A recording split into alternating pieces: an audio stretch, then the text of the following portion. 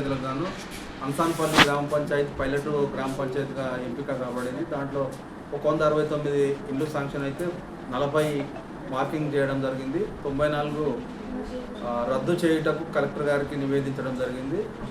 ఇంకా 35 ఏదైతుందో లబ్ధిదారులు ముగ్గు అంటే మార్కింగ్ చేసుకోవాల్సి ఉంటుంది. రెండో విడతలో 22 గ్రామ పంచాయతీలకు గాను 330 మంది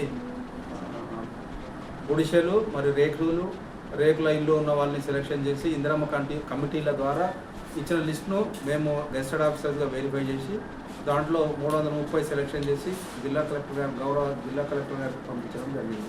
దాంట్లో 220 ఇప్పుడు ప్రస్తుతానికి ఈ రోజు వరకు శాంక్షన్ వచ్చింది. ఈ 260లో రేపటి నుంచి పంచాయతీ కార్యదర్శులందరూ కూడా మార్కింగ్ ఎవరికైతే మంజూరైనాయో వాళ్ళకు పెద్దలకు కలెక్టర్ గారి ఉత్తర్వులతో పాటు మార్కింగ్ కూడా రేపటి నుంచి స్టార్ట్ చేస్తారు.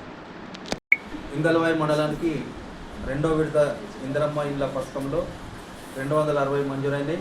దాంట్లో భాగంగా 22 గ్రామ పంచాయతీలకు శాంక్షన్ అయినాయి. దాంట్లో రేపటి నుంచి పంచాయతీ కార్యదర్శులు మార్కింగ్ స్టార్ట్ చేస్తారు. రేపటి నుంచి 400 నుంచి 600 స్క్వేర్ ఫీట్ల మధ్యలోనే మార్కింగ్ ఇవ్వాలి.